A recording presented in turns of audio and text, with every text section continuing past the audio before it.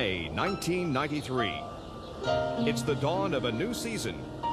A season where change will perpetuate and enhance the traditions at the legendary Indianapolis Motor Speedway.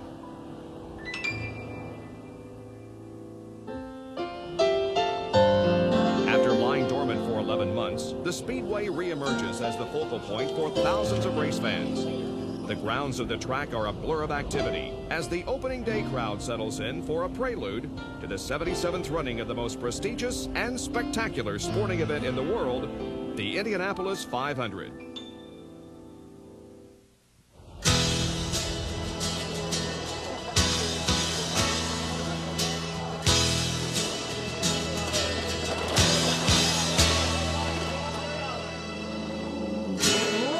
Optimism is the dominant mood because at this early stage, all drivers and crews are on equal terms. Every one of these individuals feels that with a lot of effort and a little luck, they have a chance at winning the most famous auto race in the world.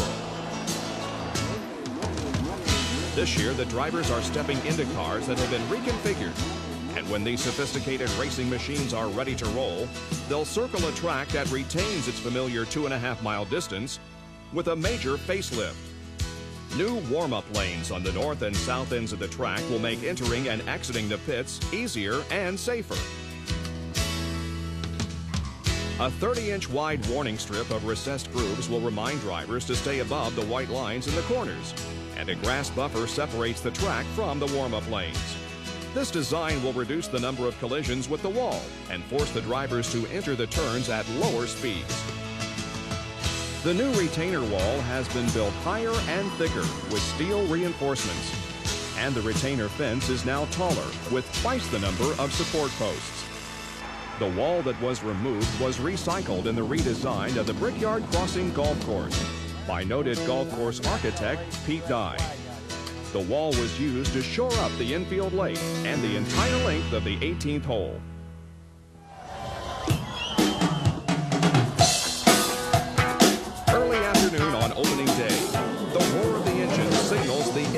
Speculation and the beginning of a spectacular day of practice. At 220 miles per hour, the cars look no different than last year's models to the average race fan. A close-up look at the 1993 car shows a longer front end with the addition of a bulkhead for extra strength. Expanded foot and leg room, which allows a driver to pull his legs back and away from the front of the car.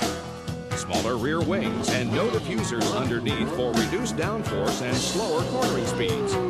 And the aerodynamic clutch wheels have been replaced by open face versions, all in the name of safety and reduced speeds.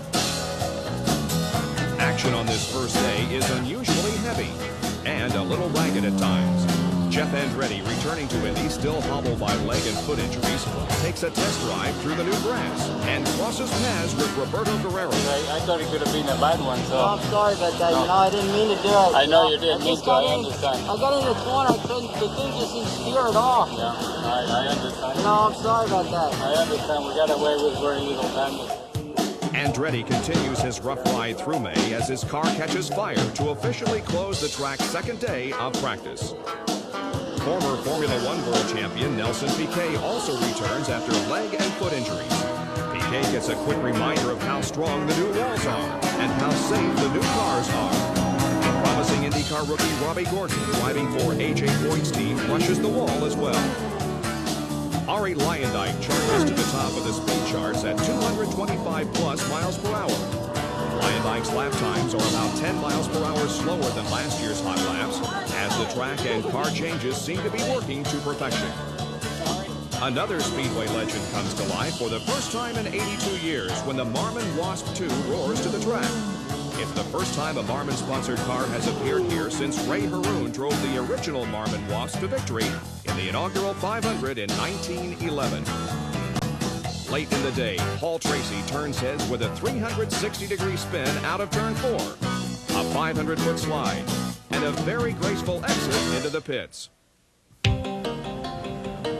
Wednesday, week number 1, Indy's most celebrated rookie, reigning Formula One world champion Nigel Mansell makes his debut.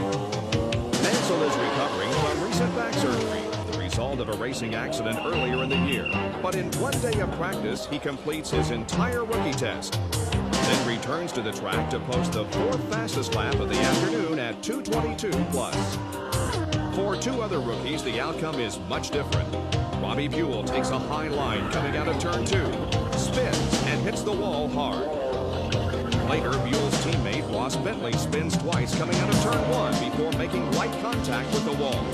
The beginning of a tough month for Dale Coyne Racing.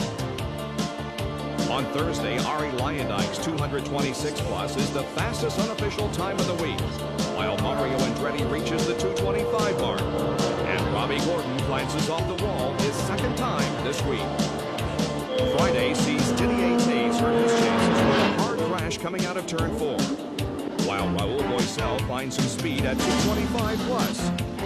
Ford-powered cars have dominated the speed charts and appear to be the main contenders for winning the pole position. The first day of qualifications always attracts a huge crowd. By 6 o'clock this evening, the fastest qualifier wins the honor of the pole position, an opportunity to start from the inside of the front row on race day. In the morning practice session, several drivers reach their fastest times of the month. A.J. Foyt is one of those drivers, turning a fast lap of 2:21 plus. Foyt appears to be up to speed for making his 36th Indy 500.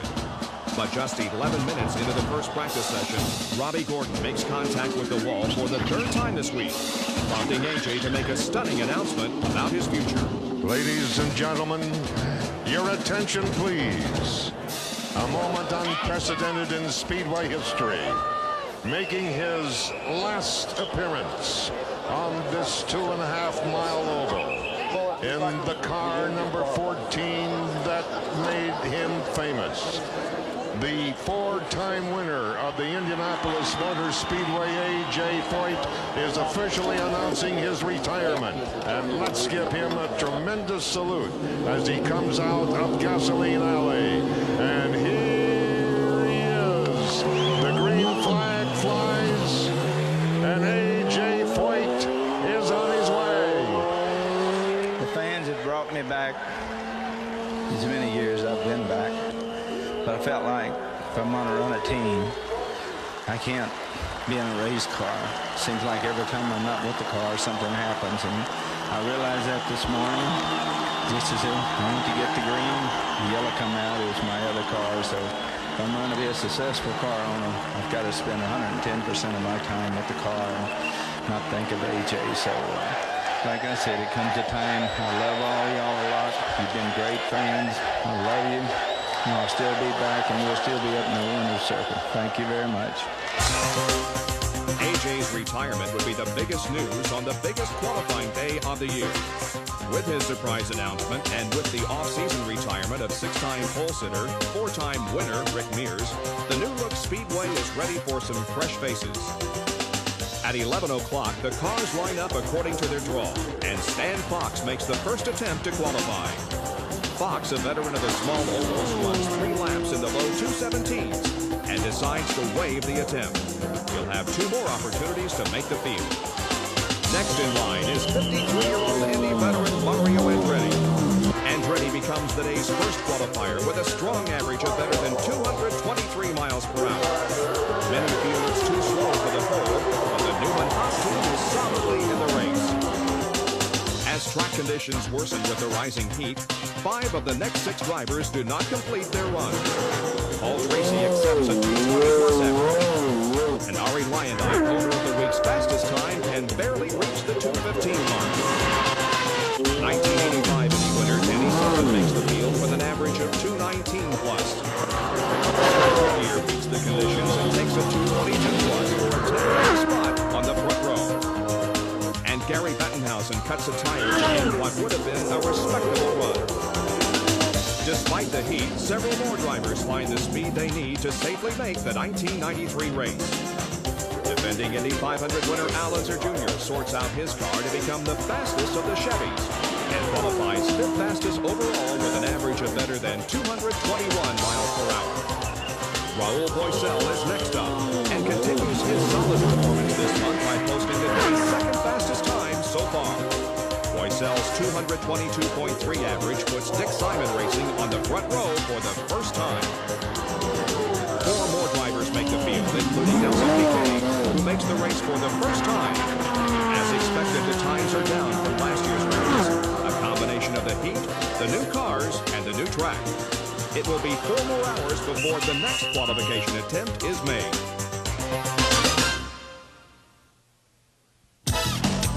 Mario Andretti's provisional pole is looking better and better as 5 o'clock approaches. But at Indy, things can change quickly. There goes Ari. The last 60 minutes is called happy hour, where conditions often lead to faster times for drivers and teams who are patient and willing to take a chance. And here comes Ari. From the main straightaway. The checkered flag is out. He's looking for the pole. As of this moment, Ari Landijk is on the pole.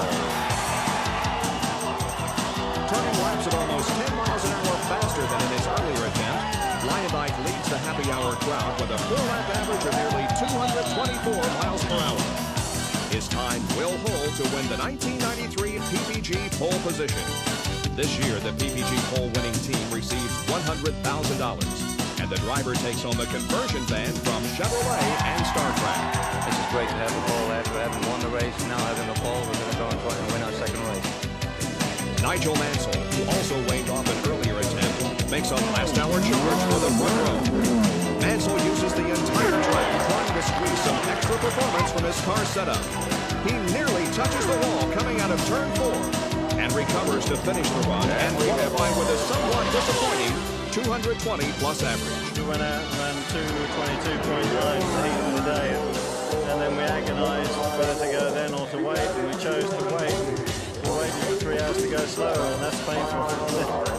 With Paul Tracy already in the field, Team Penske's hopes for a front row start rest with Emerson Fittipaldi. Fittipaldi has been one of the fastest Chevys during practice, and this former Indy 500 winner is always a threat to find the fast way around. And he's on it. Emo's lap times are strong, but not fast enough to earn a front row start. Instead, he will line up on the 3rd row alongside of Mansell. Rookie Stefan Johansson makes his attempt, the only other driver in the field with 93 Penske equipment. In his first ever qualification run at Indy, Johansson qualifies faster than both of Penske's drivers. As the day comes to a close, defending IndyCar champion Bobby Rahal waves off an attempt, and so does Eddie Cheever. Both will play key roles in the drama of the final day of qualifying.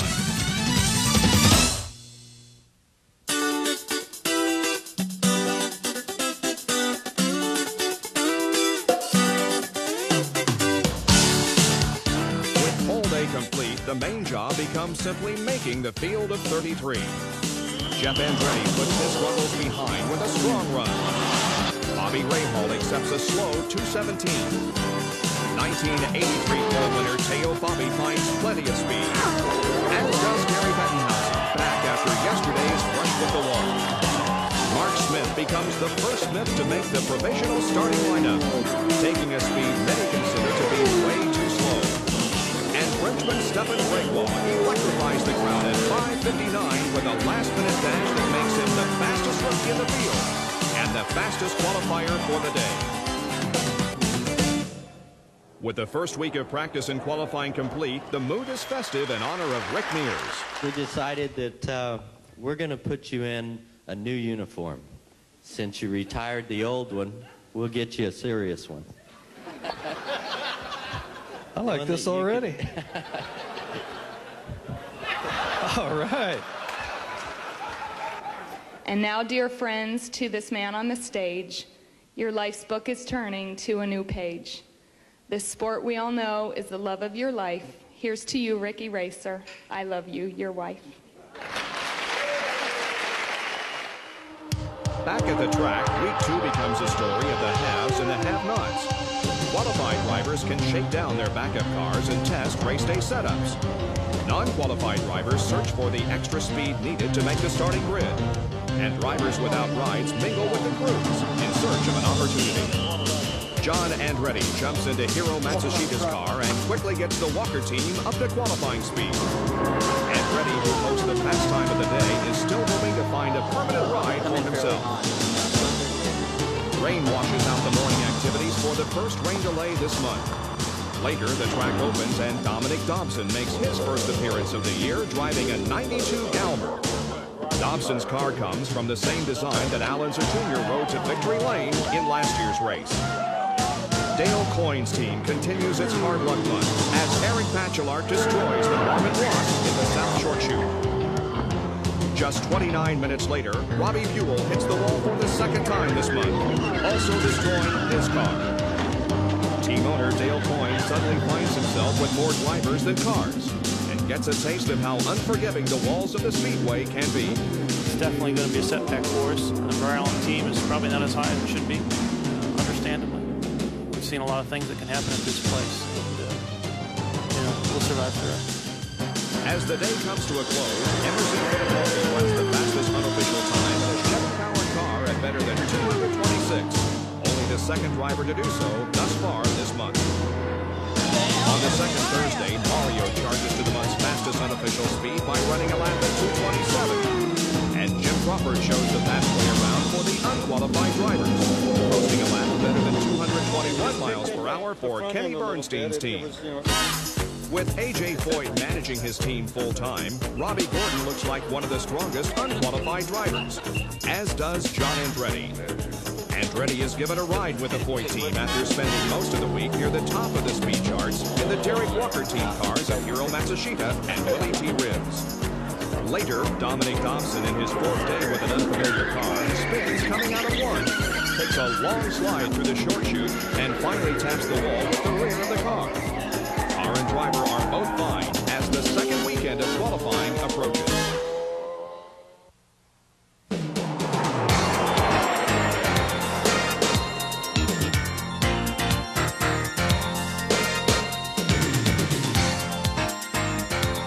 Saturday, May 22nd. 7 spots remain to be filled over the next 2 days to complete the Indy 500 starting grid. In practice, Eddie Cheever loses a cowling. But less than an hour later, he becomes the day's first qualifier with a 2:16 average. John Andretti takes the green flag for his first attempt. Andretti's lap times are strong in the 2:21 range. He makes the field with the 6th fastest time and receives a warm welcome from the hometown fans. Robbie Gordon is next, putting his car safely into the field with an average of 220 plus. Later in the day, with the provisional field full, Jeff Bravo bumps rookie Mark Smith as many expected. But 10 minutes later, Smith is back on the track in his backup car, knocking Eddie Cheever from the field. 5:58. 2 minutes remain in today's session, and Dominic Dobson makes his first attempt after yesterday's mishap. Dobson's 4-lap average of 218 plus is more than enough to knock Scott Pruitt from the lineup. By the day's end, the field is full. 4 bumps have taken place. And 1986 Indy winner Bobby Rahal sits on the bubble with rain in the forecast for the final day of qualifying. Early on bump day, a cloudy horizon brings hope to the Rahal team for a day-long washout. But look at Indy changes as fast as the wind-swept sky. And on a gusty Sunday, Eddie Cheever's luck is about to change.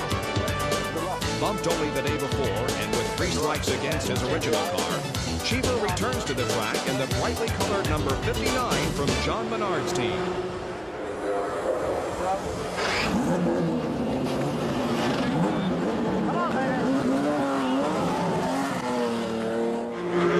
Cheever 1 for 4 on the main straightaway. The yellow flag is off the crew. Brave off for heaven's sake. We decided 218. If it wasn't that, it was too close. So I don't know. Maybe I called it wrong, guys. We'll see. Do it again. Cheever's first attempt would have been good enough to make the field. But part 2 of the drama would unfold about a half hour later. Last year, 5 minutes to 6. I'm coming right close. I'm coming right close to last year's 5 minutes to 6. And away he goes.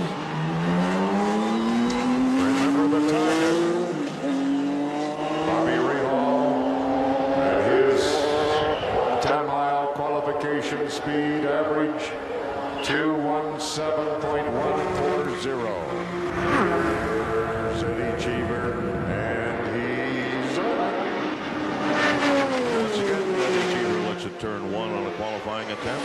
4 on the main stretch. Here comes it. 218 and a half miles an hour. There's one. Speed average 218.569. Plenty fast enough so far. Come on, baby. Yo! Here's Cheever off of 4 on the main straightaway, taking the checkered flag from Blaze Ricky. It is fast enough. Yeah! Cheever is in the field with a 217.599 average. Eddie Cheever is back in. You're either going to be a hero or a zero on that one. I know. When the drama concludes, Cheever is in, and defending IndyCar Series champion Bobby Rahal is out. Didier Tays bumps Mark Smith, leaving the field without a driver named Smith for the 77th straight time. And Rahal gets one final chance. Rahal's first lap is close, but too slow. His next lap falls way below the time needed to bump Kevin Kogut from the bubble. Rahal completes the run, but fails to make the show. It's going to be an odd Memorial Day for me, not being in this race, but we'll be back next year. It's going around, you know, you saw the people in the stands clapping, and that's what makes this place so special to the fans. So I'd like to thank them for backing us this month, and we'll go get them again.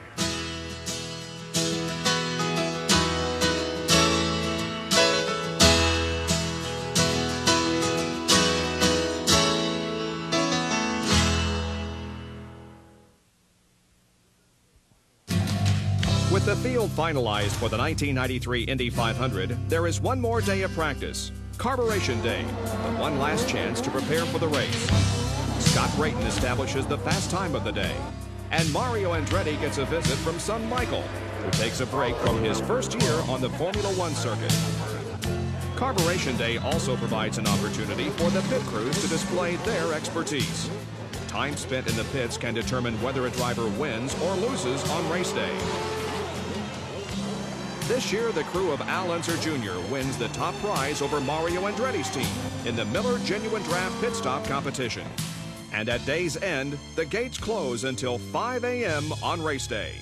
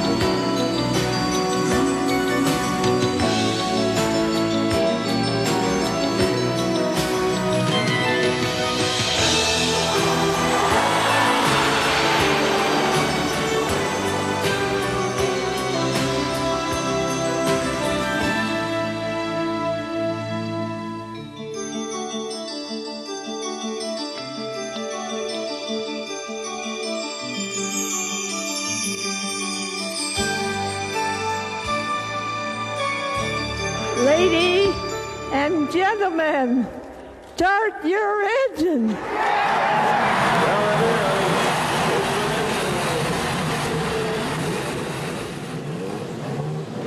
Sunday, May 30th, 1993. The stage is set for what could be the most competitive 500 in years. Just under 7 miles per hour separates the fastest from the slowest car in the field, the smallest difference since 1970. 4 Formula One champions help fill out a truly international field. One of those drivers, Britain's Nigel Mansell, has made an extraordinary impression reminiscent of the British invasion of the mid-60s. 6 former Indianapolis winners, including pole sitter Ari Luyendyk, Mario Andretti, Emerson Fittipaldi, Danny Sullivan, 4-time winner Al Unser Sr., And defending champion Al Unser Jr. bring experience to balance a starting grid that also includes 5 rookies. This year, more than any in recent history, the drivers will approach the 77th running of the Indy 500 with great anticipation and an undercurrent of caution because of the new track configurations. Schematically different because they took out the warm-up lane that we used to run on, and that gave you another 12 or 13 feet of track, and so it would enable you to be able to move down on the track based on how your car was working. And now it's a very tight, it's much tighter, I should say, corner, so the car has to be better prepared. I like it. I mean, if you have the car working right, you don't run down on the apron anyway. And if it's working right, you can't run on the apron. So, you know, basically it's going to put it in the hands of the guys that do their homework, get the car set up, set up properly, can thread the needle on the entry lap after lap consistently. They're the guys who are going to be running up front, and you've earned it. Battles on the track will pit driver versus driver, chassis versus chassis, and engine versus engine.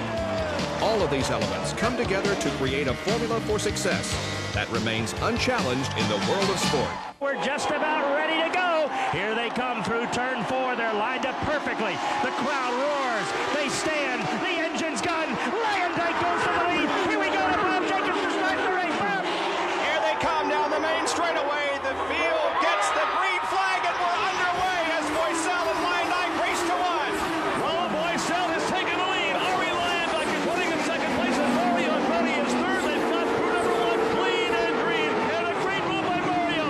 Mario looked to the inside, could not make the pass. There's a big gap between Mario, then back to Al Unser Jr., who's running in 4th position, cleanly through 2. We watch the back of the pack, and everyone cleanly through 2. It's a good start down the backstretch to you in turn 3. Raul Boycell leading through 3, then Lyondike, then Andretti, Al Jr., Scott Goodyear, and Stefan Johansson, and Paul Tracy moving up on Emerson Fittipaldi. Raul Boycell still has the lead through 4. Lyondike is running second. Mario third. Then it's Al Jr. Then it's Scott Goodyear. They head toward the start-finish line. Bob. Nick Simon never led a lap here as a driver, but his car is now as Boycell still has command. Raul Boycell leads the opening lap, followed by the hard-charging Ari Lyondike and Mario Andretti. Lap 2, Boycell quickens the pace, and by lap 4, he's running the circuit at better than 210 miles per hour. Boycell continues his assault on lap 8 and finally runs into traffic as the leaders start lapping the slower cars.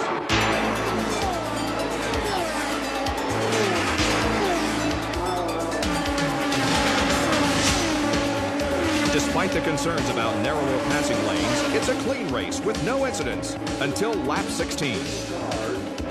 Coming down the backstretch, Jim Crawford spins but maintains control. Crawford's presence of mind allows him to keep the car running so he can dip into the pits to replace some badly worn rubber. Crawford's spin brings out the first yellow caution period of the day. And as the leaders make a quick dash to the pits, rookie Stefan Greywaw inherits the lead briefly. Raul Boycell avoids a potential overheating problem when crew members remove a hot dog wrapper from his radiator. Exiting the pits, Boycell passes the slower-moving Mario Andretti, a move that will later cost the hard-charging Brazilian a stop-and-go penalty.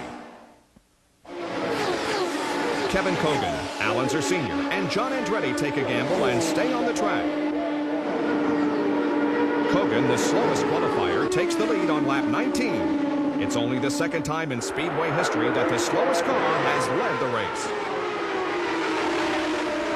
Al Unser Sr. works the yellow to his advantage, taking the lead from Kogan shortly after the restart, and becomes the oldest driver to lead the race at age 54.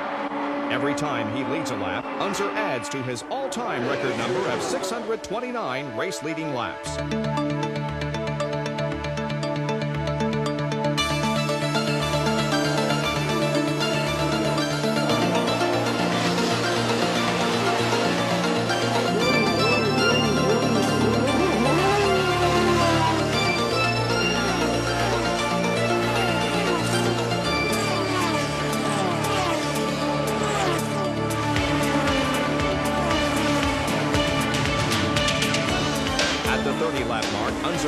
Sullivan remain at the front of the pack, but both must pit soon.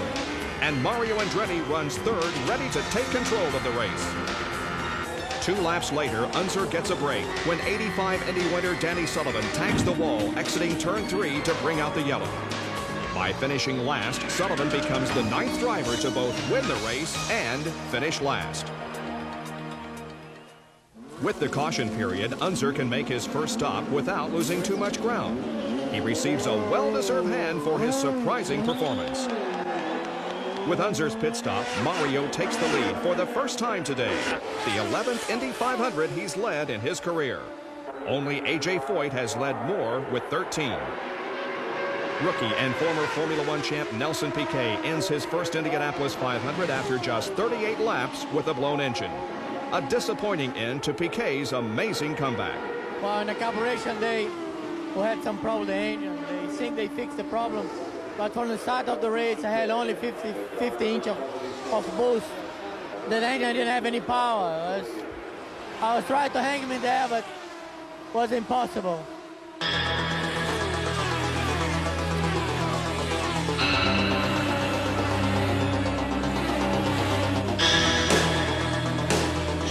So far, changes to the track and to the cars have made passing more difficult. Restarts and pit stops are more critical than ever before, and driving ability is more a part of the race than it has been in recent years. The lead changes early and often, as Ari Luyendyk takes a slim lead on lap 47, followed closely by Mario Andretti and Nigel Mansell. Both are within a single second of the leader. Big Al regains the top position 11 laps later, with son Al Unser Jr. in pursuit. Overall, 15 cars are still on the lead lap. Lap 64, both Unsers break for the pits, giving the top 2 spots to Foyt's team of John Andretti and Robbie Gordon. Andretti in his 6th 500 leads for the first time at Indianapolis. And Stan Fox drops out with a blown engine to become only the 3rd driver eliminated from the race. Robbie Gordon takes the lead on lap 66, becoming the 9th leader so far. For the day, 12 different drivers would lead, including 3 rookies. 24 lead changes would take place, making this one of the most competitive races in Indy 500 history. Scott Goodyear leads a few laps during pit stops, but Nigel Mansell and Mario Andretti soon take command. The Newman-Haas Racing teammates will lead for the next 61 laps as Ford-powered cars appear to have the edge. By taking the lead on lap 70, Mansell becomes the 2nd reigning Formula One champ to lead the Indy 500, a feat previously accomplished only by Jimmy Clark in the mid-60s. Team Penske, usually one of the front-runners at Indy, is having an unusually quiet afternoon until Paul Tracy tangles with Scott Brayton in turn 3 on lap 95. He told me on the radio, he said he was down under Scott Brayton, and Scott moved over on him. He had to cut down, I guess, on the shoulder and lost control of the car. I haven't been able to see it on television, but I'm sure you can see it there. Tracy is eliminated, but the caution period allows his Penske teammate, Emerson Fittipaldi, to avoid being lapped by the hard-charging leader, Mario Andretti. During the caution, traffic is temporarily routed through the pit entry lane for the first time ever. At the halfway mark, 2 of the oldest drivers on the course show that the more things change, the more they stay the same. 28-year veteran Mario Andretti holds the lead, followed by the surprising Al Unser Sr. Little Al is 3rd. Pole winner Ari Luyendyk runs 4th, and Scott Brayton survives his brush with Tracy to run 5th. Lap 113, Mario extends his lead over Al Unser Jr. to nearly 18 seconds. Andretti is looking for his first win at Indianapolis since 1969. 1992 pole winner Roberto Guerrero, owner of the track's official 1 and 4 lap speed records, has quietly worked his way to 5th place by lap 120. 8 laps later, racing action is slowed as Guerrero and Jeff Andretti cross paths for the 2nd time this month. Both cars are eliminated. As the yellow caution period begins, race leader Mario Andretti runs out of fuel. He attempts to pull in when the pits are closed and is penalized with a stop and go. Al Unser Jr., who has had dropped out of the top 10 earlier, takes advantage of Mario's misfortune. Little Al takes the lead on lap 135 to become the 11th different driver to lead this year's 500. The previous record of 10 leading drivers was set in 1980. With 3/4 of the race complete, Little Al retains a lead, followed by Mario, Big Al, Emerson Fittipaldi, and Scott Brayton. 11 drivers are still on the lead lap, and traffic is heavy with just 6 cars eliminated. You look a little nervous. Are you okay? I'm all right. There's a lot of Fords still out there. There's a lot of cars out there.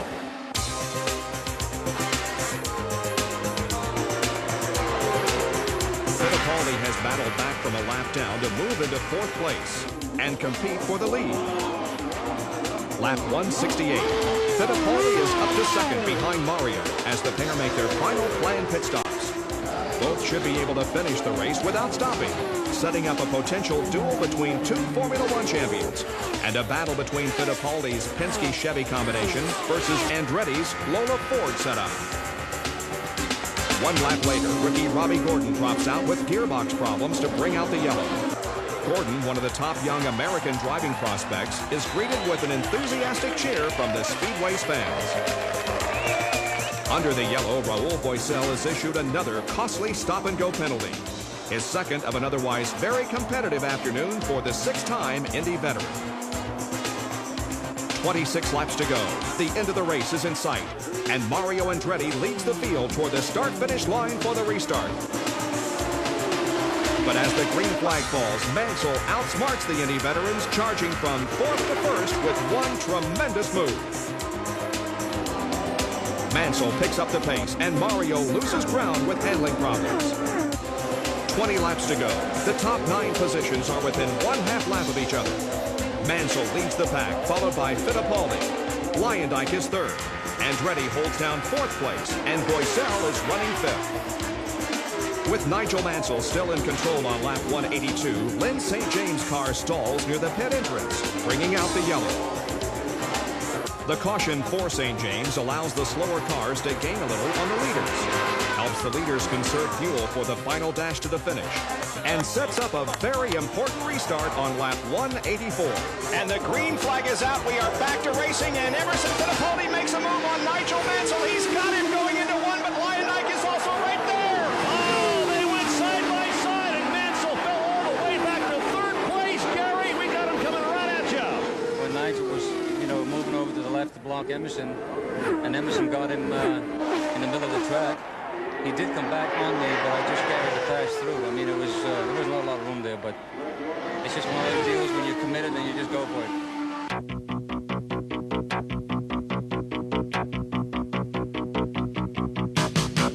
Emerson Fittipaldi, quiet most of the day, takes the lead and slowly stretches his margin.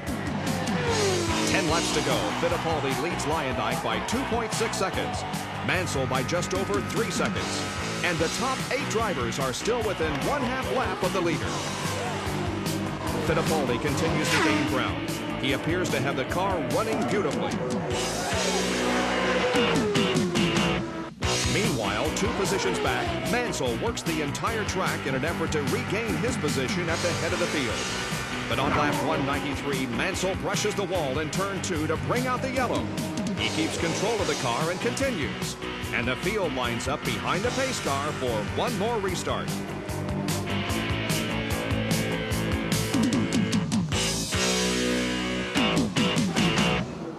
Coming out of turn 3, ready to take the green, Emo slows down, causing the rest of the field to follow.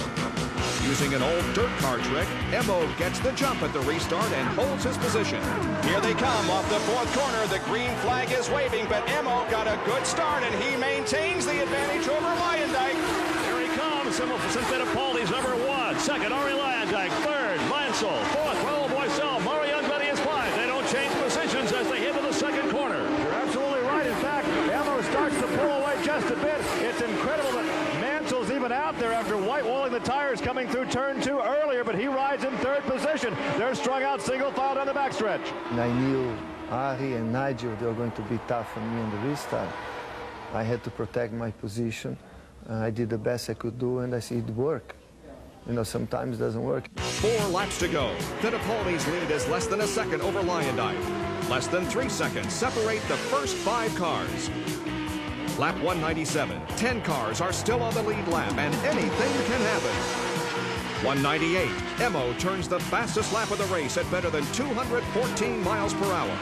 Lyondike and Mansell continue to chase, but neither can catch the smooth-running 1989 Indy 500 winner. The white flag is out. One more lap to go for Emerson Fittipaldi. Half a lap to go. The fans on their feet waving to Emerson Fittipaldi. Smoothly down to the wall, heading to turn 4 for the final time. Emerson Fittipaldi, he's coming through 4. He's smooth as glass. He heads to the start-finish line. The checker flag here to call Bob Jenkins. Emerson Fittipaldi takes the checkered flag and wins the 77th running of the Indianapolis 500. What a race won this afternoon by Emerson Fittipaldi.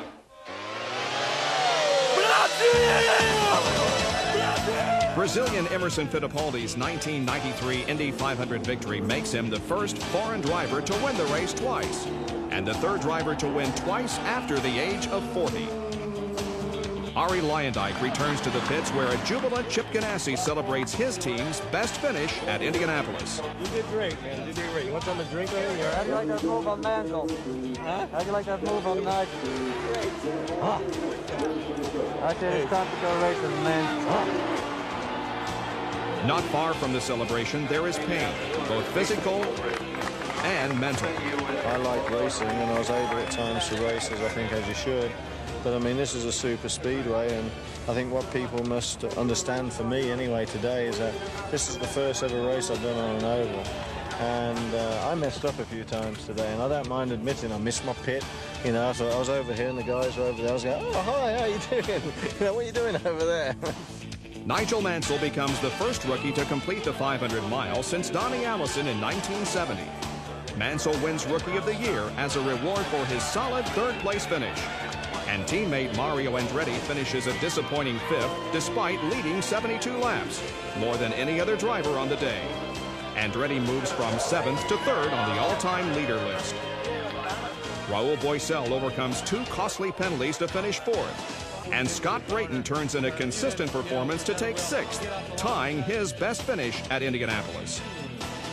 Emerson Fittipaldi's 16 leading laps are the fewest for any complete race winner since Bart Donahue led 13 in 1972.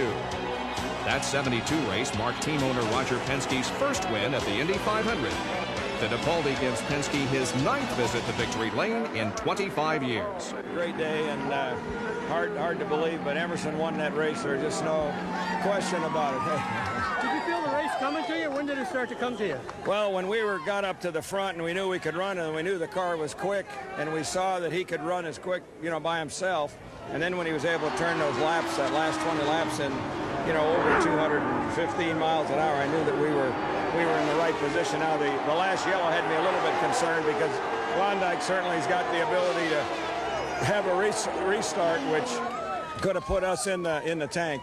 I think to win Indianapolis is something so special to any driver. And to win twice, for me, is just fantastic. I mean, this place is magic, so much tradition.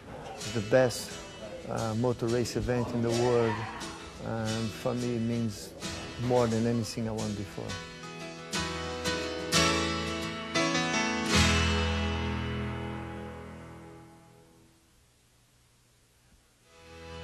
After nearly a month of practice and preparation, less than 7 seconds separated the top 6 finishers. Overall, 24 cars were still running at the end of the race, including 10 that completed the 500 miles. And one 46-year-old Brazilian who did it faster than anybody else. In a season of change, the Speedway revealed a dramatically new look, higher standards of safety, and even higher levels of competition. Through it all, the traditions that make the Indianapolis 500 the greatest spectacle in racing remained untouched.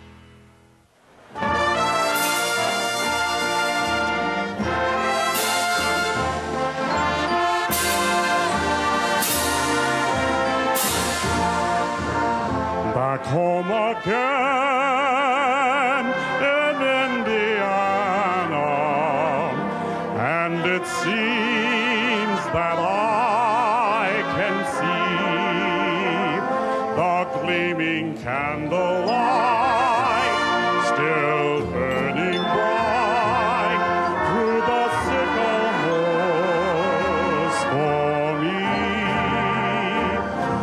Blue Moon, hey.